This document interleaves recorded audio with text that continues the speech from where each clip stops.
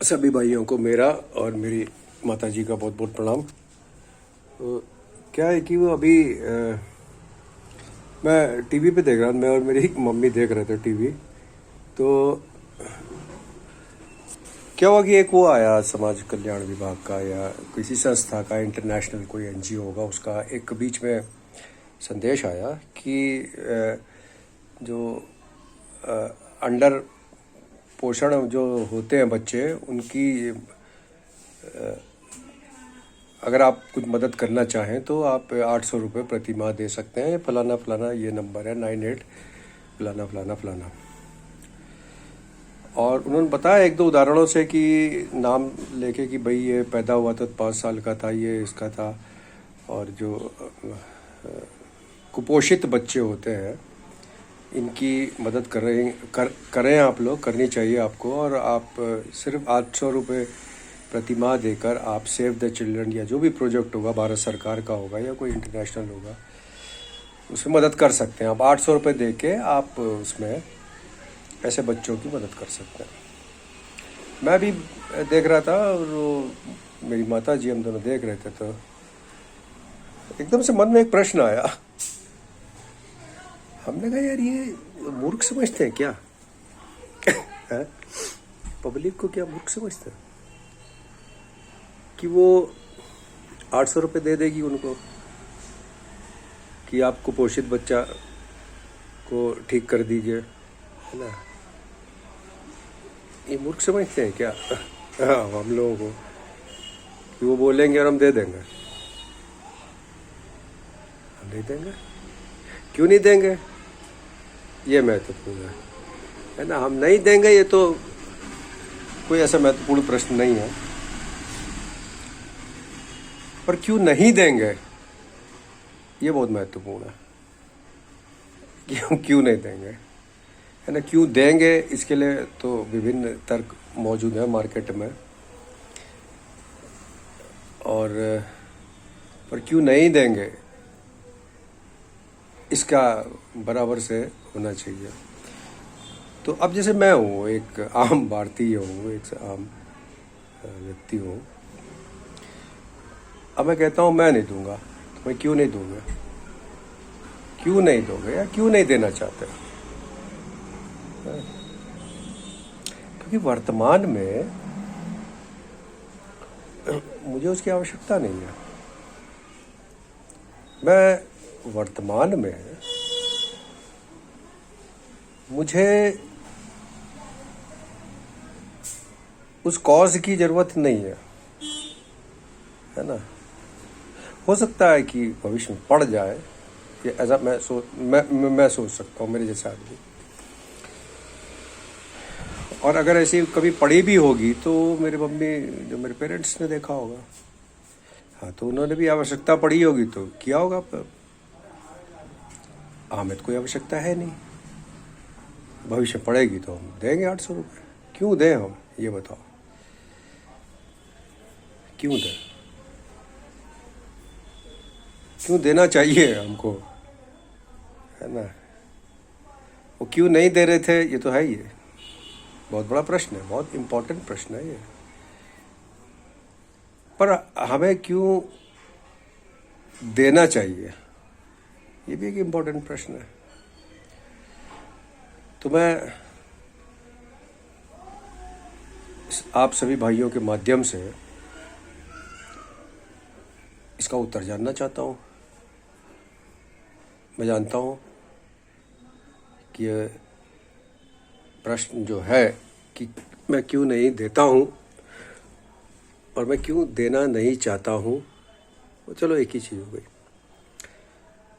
या मुझे क्यों देना चाहिए, ये मुझे देना क्यों चाहिए, आपको देना क्यों चाहिए। और उससे भी महत्वपूर्ण प्रश्न है कि क्या मैं at present, at the moment, here and now में रहते हुए, क्या मैं दे रहा हूँ?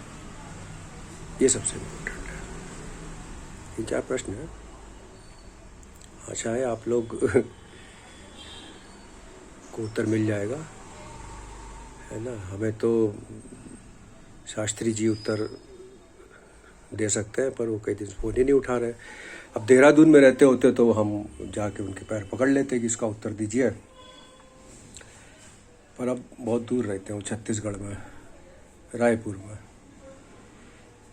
तो वहाँ जाकर उनको उठाना उनका कि भाई क्यों नहीं फ़ोन उठा रहे, ये ज़रा फ़िलहाल मेरे लिए असंभव सा प्रतीत है। तो मैं कह रहा आप लोग पता करके बताइए हमको ज़रा। हम तो हम आप हमें बताएंगे तो अपनी माता जी को बताएंगे कि भाई इसलिए नहीं देते, इसलिए नहीं दे रहे हैं लोग, या इसलिए वो देना नहीं चाहते, या इसलिए लोग देते हैं, है ना, और इसलिए लोग आगे देंगे। और कुछ लोग ऐसे हैं, उनके बारे में थोड़ा बताना कि क्या कमी है उनमें, जो साले दे रहे होंगे ऐसे कॉजेज़ में ना, जो पता नहीं देना चाहिए कि नहीं देना चाहिए भी नहीं पता है, किसी ने क्लियर ही नहीं किया। तो महत्वपूर्ण वो लोग हैं जो दे रहे हैं, ऐसे लोगों को स्टडी करना चाहिए। आप क्या करिए, स्टडी करिए उनको। नहीं, हम क्यों करें, मतलब कि करना चाहिए समाज को पता चले कि यार इनके दिमाग में क्या खराबी है, मैन्युफैक्चरिंग डिफेक्ट क्या है। ये बहुत बड़ा प्रश्न है भाई। इस तरीके से देंगे तो बहुत दिक्कत आ जाएगी किसी आगे, है ना। अगर बहुत दिक्कत आने वाली फिर तो भैया क्यों दे रहे हो बता दो, है ना। हो सकता है कि हम भी देना शुरू कर दें, है ना। अच्छा, हमने अपनी माता जी से पूछा कि मुझे क्यों देना चाहिए।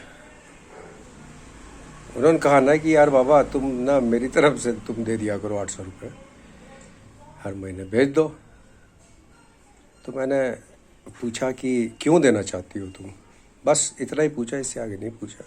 पैसा उनका, जायदाद उनकी, सब कुछ उनका, दी हुई ज़िंदगी उनकी, उनसे क्या पूछना। उन्होंने बोल दिया देना चाहती है तो कहीं से भी एडजस्ट करे देंगे भैया, है ना।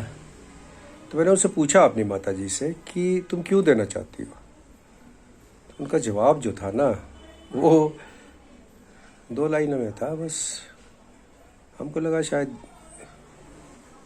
अब मेरी माता जी सच बोल रही है गलत बोल रही, हम समझ नहीं पा रहे ना, अपनी बुद्धि है रही। हमने पहले बताया आपको ज़्यादा पढ़ा लिखा हूँ नहीं मैं, मुझे ऐसा लगा कि मेरी माँ शायद सही बोल रही है, यही है इसका जवाब। और तब तक उसको सही माना जाएगा जब तक उसके विरोध में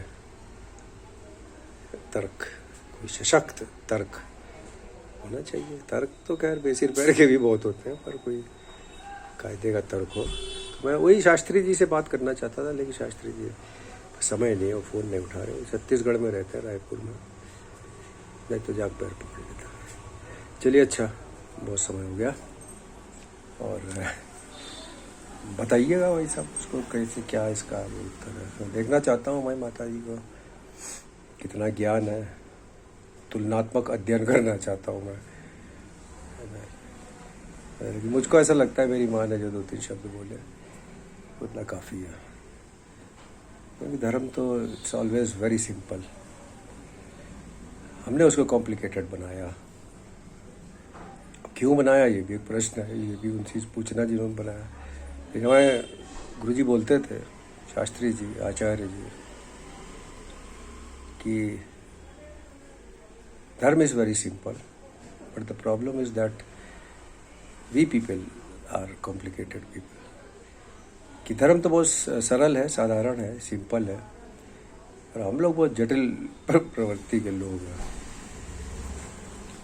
तो मुझे ऐसा लगा मेरी माँ ने जो बात बोली, जो उत्तर दिया, वो धार्मिक रूप से भी खरा उतरता है, आध्यात्मिक रूप से भी उतरता है, और